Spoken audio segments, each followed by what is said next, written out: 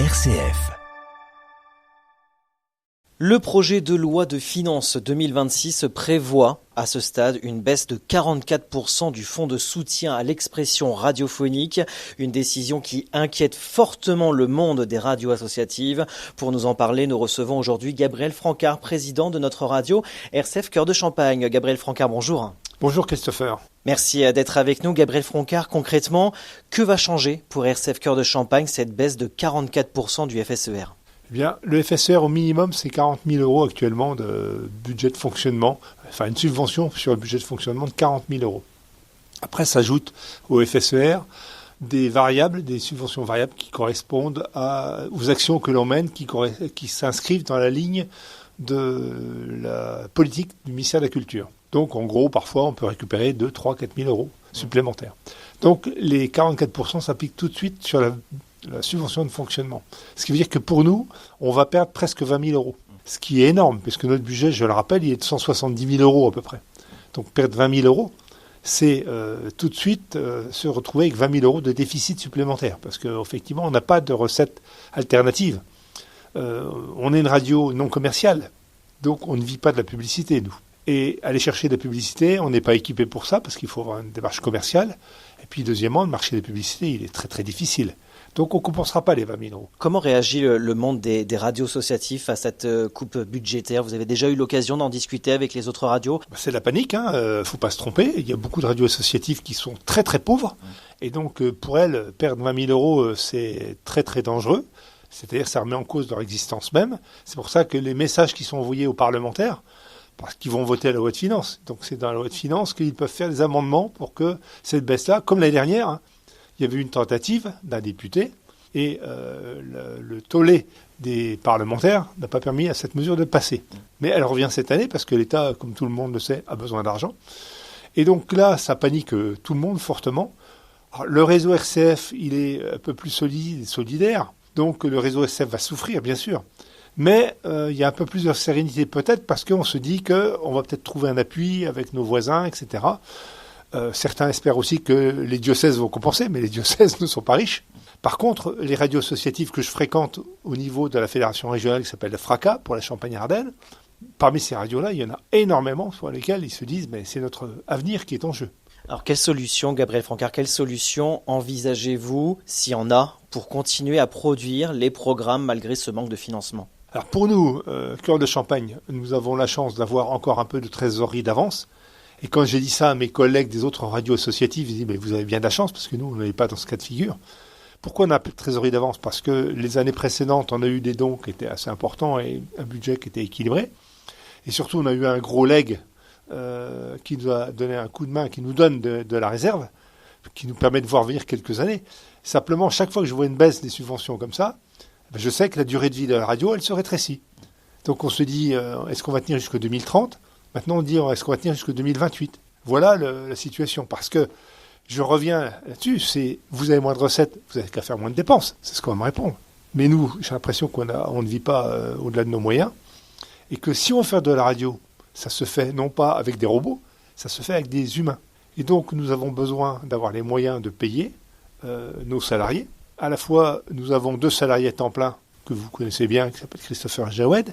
Nous avons un salarié qui travaille à très temps partiel parce qu'il va être en retraite, c'est Gérald Gaillet, principalement sur le secteur du Pertois.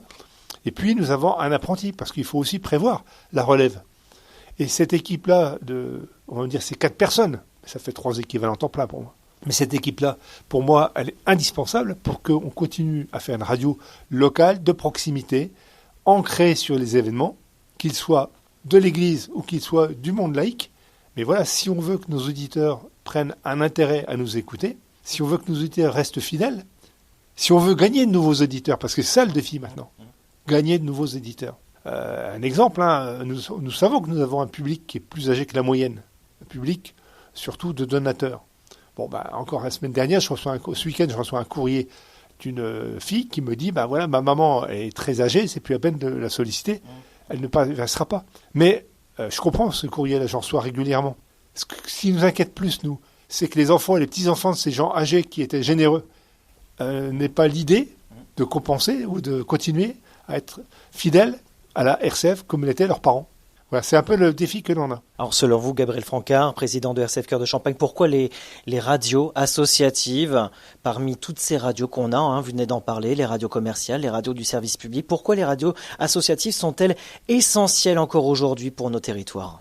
Parce que je pense que sans retourner à l'histoire de 1980, l'émergence des radios libres, etc., c'est l'expression d'une vie territoriale, d'une vie de proximité, l'idée de faire avec la radio du vivre ensemble. C'est-à-dire que, voilà, on relate, nous, vous l'entendez bien, vous les auditeurs, tous les jours, on relate ce qui fait la vie, ce qui fait que les gens ont envie d'être ensemble sur le territoire de notre territoire de la Marne, de la Haute-Marne, de l'Aube, enfin bref, de la Champagne-Ardenne en général, parce que on va entendre avec la radio ce qui se passe chez nos voisins. On va entendre des bonnes expériences, on va entendre des problématiques de réflexion, parce que, voilà, nous sommes une radio de proximité. C'est d'abord ça qui fait les radios associatives.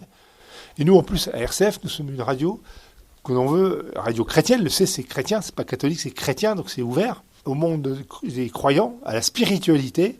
Et donc, en général, on dit qu'on veut s'adresser à tous ceux qui veulent donner un sens à leur vie. C'est pour ça qu'on ne passe pas notre temps à parler de faits divers sordides, plus ou moins sordides, qui existent, on ne le nie pas. Parce que c'est la misère du monde parfois qui apparaît à travers les ondes. Mais nous, ce n'est pas notre thème. Notre thème, c'est de dire, notre radio, elle est ancrée sur le diocèse de Châlons, le nord du diocèse de la Haute-Marne, et puis un peu les territoires voisins. Elle est ancrée sur ce territoire-là pour qu'on donne de la vie radiophonique, je dirais, à la vie de l'Église, mais aussi à tout ce qui fait que la vie quotidienne occupe les auditeurs, c'est-à-dire le travail, le loisir, la formation, la culture. Avant de nous quitter, Gabriel Francard, on vient de le dire, la radio vit par les dons, par le fonds de soutien, par le soutien de l'Église. Que pouvez-vous dire à nos auditeurs pour les mobiliser et soutenir davantage la radio d'aujourd'hui, notre radio ? Alors, je dirais qu'il y a peu de donateurs par rapport au nombre d'auditeurs. En gros, on a 2000 et quelques auditeurs, d'après l'enquête Médiamétrie, quotidien. Par contre, on a 400 donateurs. Donc il y a une marge de progression. Mais je dirais que les donateurs, on les sollicite régulièrement. Ils sont généreux. Le nombre diminue, mais les dons augmentent. C'est-à-dire qu'ils sont plus généreux encore. Donc ça, je les remercie fortement. Et comme c'est le mois d'octobre, ils vont entendre bientôt quelque chose qui va agacer certains. C'est le week-end du radiodon, ou même la semaine du radiodon. Et donc ça, je sais que ça agace certaines personnes, mais de l'autre côté, le radiodon, il est là pour dire que sans aide des auditeurs, eh bien, la radio n'existe pas. Mais par contre, je dirais, j'envoie un message plus particulier. Les donateurs sont généreux, donc merci beaucoup à ces généreux donateurs. Mais à tous les auditeurs, sachez qu'un petit effort, pour nous, c'est très important. Et surtout, faites connaître la radio. Si on n'est pas connu, on n'aura pas d'auditeurs et on n'aura pas de donateurs. La plus grande aide que vous pouviez apporter tous, c'est de nous faire connaître et de donner envie aux personnes de rester fidèles à notre radio.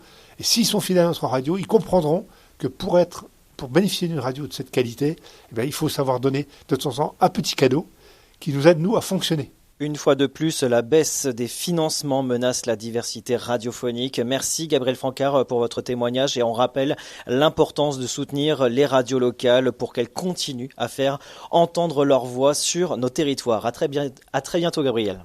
À très bientôt Christopher et bon courage à tout le monde pour traverser cette période qui s'annonce encore difficile. Donc nous sommes conscients de tout ça. Mais les dons, pour nous, c'est aussi vital.